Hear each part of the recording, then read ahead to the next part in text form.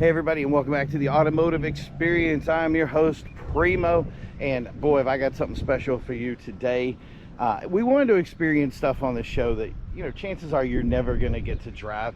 Even if you have had a chance to drive them, or especially like a 412, there's a good chance that you've probably never driven something with aftermarket work done to it.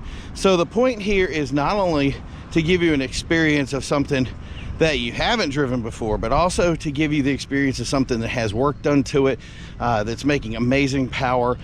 My friend Jim calls me on the phone and said, hey, I got this awesome car. I think you'd really like to have it for your show. And I was ecstatic. I'm still excited. I've actually had a chance to drive it. We drove it up to the Hopkinton Concourse yesterday to show off the car, and man, there's not a negative thing that anybody can say about this thing. Like I said, you can just see it. There's a ton of work done to this car. It's making over 600 horsepower, and boy, is it a thrill to drive. So I wanted to share some of that thrilling driving experience with you guys. I think you're really gonna like it. Guess what? I do have some negative things to say. I know it's very shocking to have a car like this and go, oh, there's things you don't like. Like, yeah, there's things I don't like, but we're gonna get to experience it right now. And you know, when I'm done, maybe you can look at me and tell me what you like and what you dislike. Okay, so got everything running. The oil temp is up. We got three settings here, one for the suspension, one for the transmission. This one is for the suspension. I even have a button here for the active arrow. That's normal, sport, and track on both, so NS and T.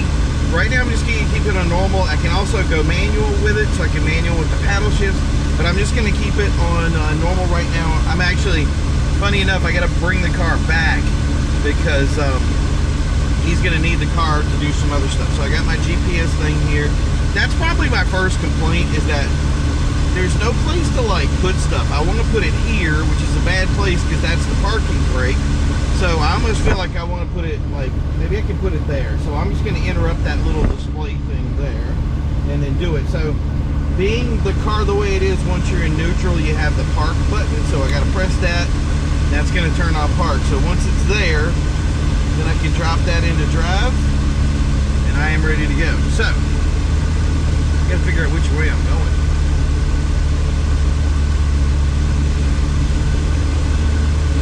That looks like it takes me to the left. Now, being in somebody else's car, I want to be very careful with it. The MSRP on this thing new was $265 or $285,000. In 1 mile, turn right on North Walker Street. But she sounds pretty.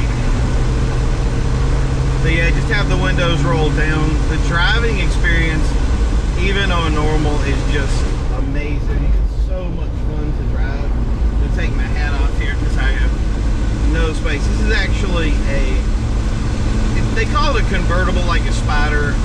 I call it more like a removable roadster top. So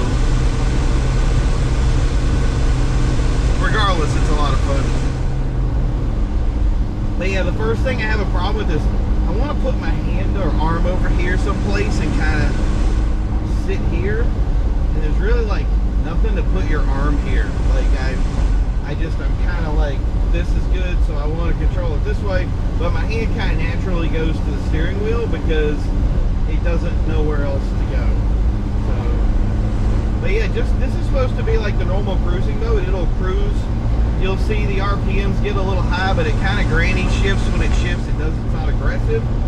And it was actually getting some pretty good gas mileage. I think In 1,000 feet, turn right. I think yesterday driving, I had like 400, 500 miles of range on it, set up the way I had it set. Now, I don't know if you can see out the back right now, but I would say give it a shot, because that has got to be the funniest rearview mirror I've ever seen in my life.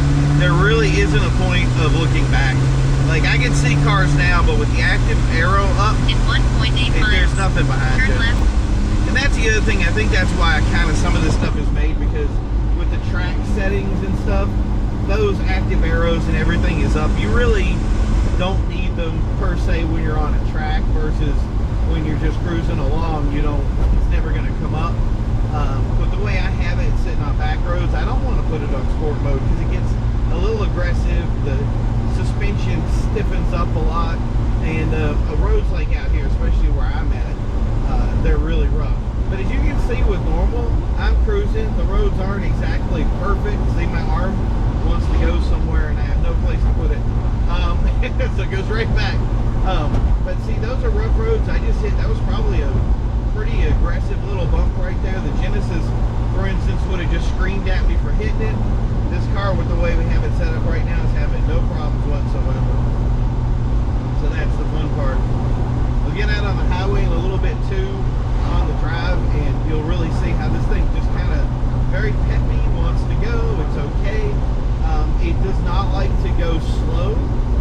So with 600 horsepower, this car really, it'll get away from you, not in a bad way either. It's getting away from you because it's so smooth that it just wants to go, and it's awesome. But you gotta keep an eye out to make sure that you're not going too fast and, you know, driving like a nutcase. The beauty is when you get on roads like this. This is a brand new paved road.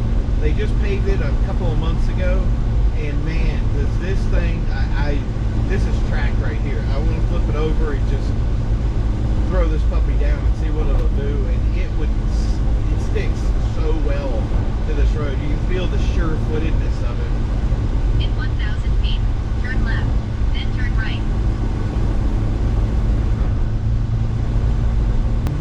Turn right on Worcester Street. When I put this on track mode, it will actually turn off all the traction controls and all that other fun stuff. So it's really cool to do. And the beauty of this car is it's definitely one of those cars that once you get driving it, you really forget that you're driving it. It's just so smooth, so coordinated, but it does have a visceral side to it that once you turn on that sport mode even, it'll remind you that it's a very fast car, that it has all this power behind it. McLaren has really done a great job at making what I would call a track car for the streets, which is really an interesting little space that they're in. And I think it's why a lot of people look at these cars and say they're like the best cars out there, the kings of the street right now. And it would be I think you'd be hard pressed to kind of argue it with them because of the way McLaren fits itself in that niche. And a lot of other brands have really gone the way of trying to make more streetable cars. Like Lamborghini's always been focused on that street-built car, while McLaren it has a history of racing. It was born and bred from a racing mindset, and that just continues to go on the car the way you see it now.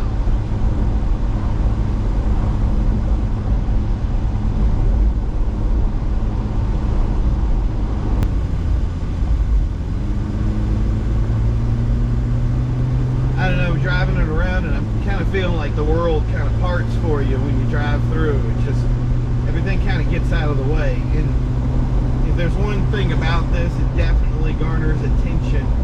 You're definitely going to look at it. I love this window though. That window behind me is just pure perfection. The idea of like, okay, I need to hear the engine roar. I'm going to drive it down. Just pull it down and see what it sounds like and enjoy the sound as well as the drive.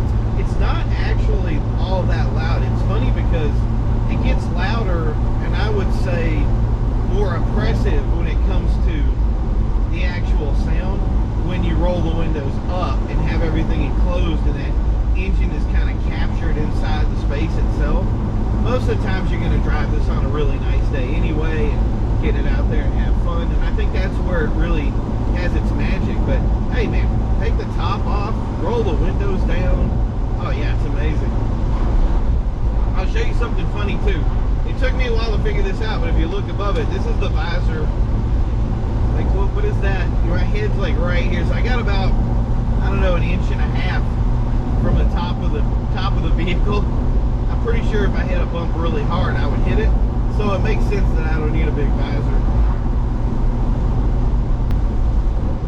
Just sit back and enjoy the ride.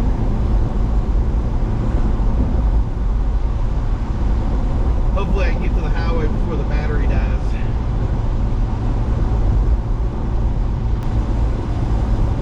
So I hope this area that I put the camera put it in a way so that you can really see the knobs and stuff. One of the cool things I like about this, it's got a winter mode and a launch mode. I was not using the launch mode. I wasn't prepared for it. I really got this car for the cruise. I didn't want to, like, I'm not taking it to the track or anything like that, so I didn't want to really push it. And one thing, everybody tells me this car grumbles. You know, it has bad days, it flips switches, the lights come on, all that fun stuff. Like, it kind of adjusts to your driving experience, if you will. And I never found that. Now, I got up, I let it warm up. It has an oil thing. The oil will actually turn blue, and you'll see it fill up. And once it gets to a certain spot, the blue goes off. I think that's really what it's waiting for, because it's definitely grumbly when you first start it up. It gets a little argumentative. And a lot of these cars will. They'll get very, you know what I mean, grumbly, loud. Sorry, I had to check the time there. I don't know, we may not make the highway before the battery runs out. That's okay. If we do, we will enjoy the ride that we have, because it is amazing. Hey, we made the highway. So as I'm looking up, you can see me, my head is propped down. I'm so low and the top goes so far forward that I'd have to be like probably 50 to 60 yards back before I could actually see the lights at all. So this is where to enjoy it.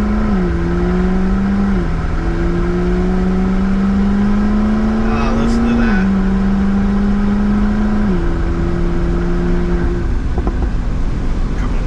Yeah, that's magic. Make sure I got my mirrors right. Continue straight for 25 minutes. See, now if you look back at me for a second, I'm looking in the mirror, and to look over the mirror, I have to put my head up to look at it. So funny. Probably already everybody's looking at me like, why aren't you going 90 miles per hour with that McLaren? I'm like, hey, I'd like to.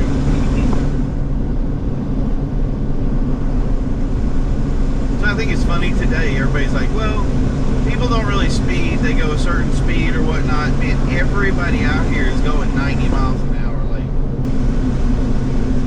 this is so beautiful. Driving on the highway with this thing, can't beat it. Center of traffic, probably center of attention. I think the guy in front of me is swerving because he is looking back in his rearview mirror trying to figure out what's behind him.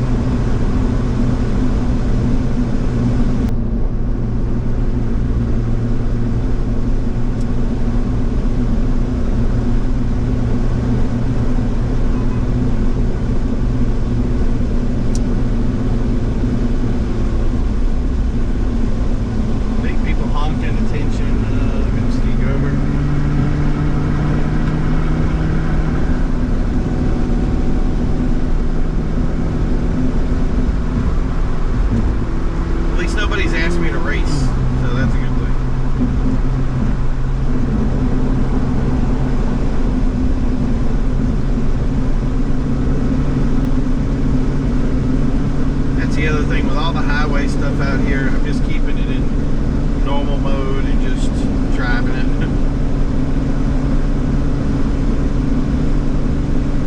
Carvana.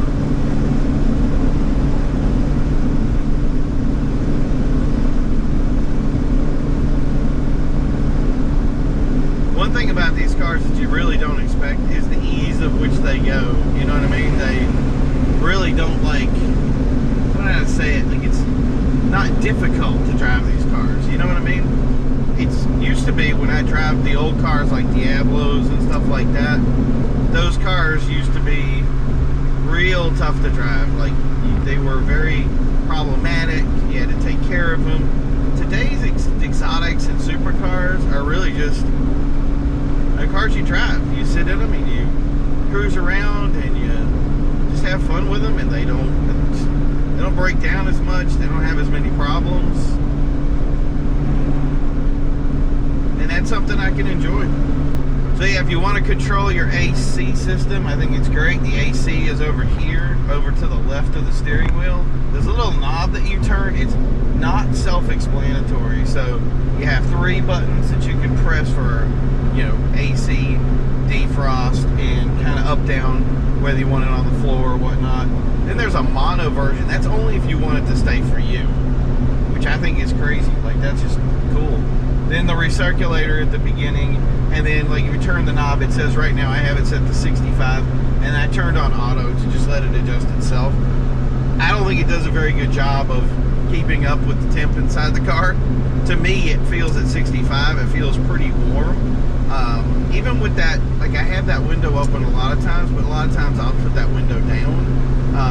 And whether it's up or down, it just seems like it doesn't know where to put my temp at.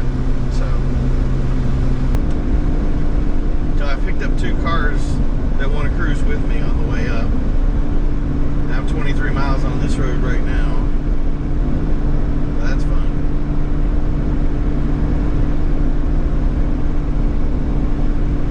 Must be something wrong with the road, because this thing is just not going right. The people are swerving all over the road.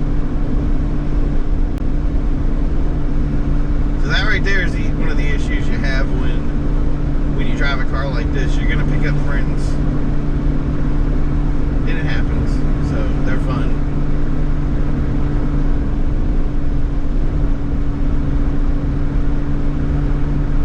Some drivers can be good, some drivers can be bad. Just gotta learn to share the road with people and just drive, you know? So my input here is, if you're thinking about picking up a McLaren and you can afford $286,000 or whatever it is, whether it be this McLaren or another McLaren, I'm pretty sure you're making a pretty good bet on a car. Do they have little pesky things like I close the door if I don't put it down enough? The door window doesn't go up all the way? Yeah, unfortunately it does.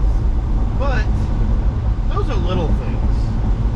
I would say do any research, find other people that have McLarens or McLarens like you have, and definitely drive them or take a look at them or share those moments with them, and figure out what works for you best. But if this is just something where you know, McLaren's my car, that's the one I want to get, by all means, I would never tell anybody not to buy a McLaren. From the short time that I've driven, this is my first time actually driving a McLaren too. So I just love it. These roads are brutal here, and it's not having any problems with it. And I really dig that about this car, is that this isn't rough. Even when the roads get rough, it seems to take them really well, and I'm really happy about that. And few cars can you say that with.